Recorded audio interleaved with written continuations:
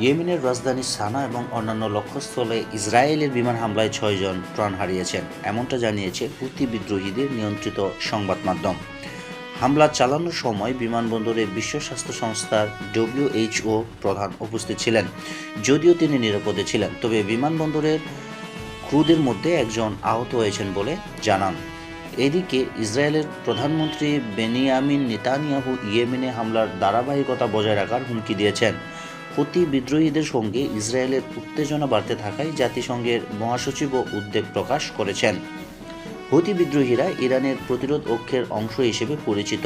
সানা বিমানবন্দর ছাড়া ইসরায়েল একাধিক সামরিক স্থাপনা ও বিদ্যুৎ কেন্দ্র হামলা করেছেন।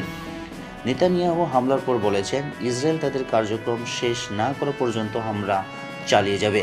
তিনি জানান, হুতি বিদ্রোহীদের অবকাঠামো ধ্বংস করতে সেনাদের নির্দেশ দেওয়া হয়েছে এবং যারা তাদের বিরুদ্ধে ক্ষতি করতে চেষ্টা করবে তাদের বিরুদ্ধে পূর্ণ শক্তি নিয়ে লড়াই করতে হবে। হামলার সময় সানা বিমানবন্দরে WHOর প্রধান ছিলেন। এ সম্পর্কে ইসরায়েলি বাহিনীর দৃষ্টিভঙ্গি জানতে চাইলে তারা কোনো মন্তব্য করেননি। হামলাটি সামাজিক যোগাযোগ মাধ্যম এক্সে পোস্ট করে WHOর প্রধান জানিয়েছেন, পুরোটাই অন্তত 2 জন নিহত হয়েছেন এবং অন্যান্য জাতিসংঘ সদস্যরাও নিরাপদে আছেন, তবে তাদের কার্যক্রমে কোনো বিলম্ব হয়নি। WHOর প্রধান ইয়েমেন জাতিসংঘের বন্দী কর্মকর্তাদের মুক্তির জন্য এসেছিলেন এবং দেশটির স্বাস্থ্য ও মানবিক পরিস্থিতি মূল্যায়ন করতে চেয়েছিলেন।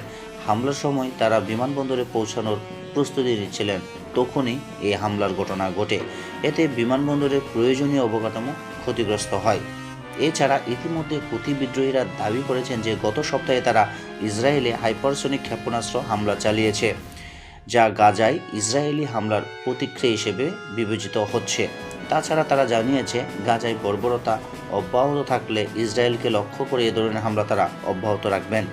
ওই হামলায় কমপক্ষে 12 ইসরায়েলি আহত হন এবং তেল আবিবের একটি পার্কে ক্ষেপণাস্ত্রটি আঘাত হানে।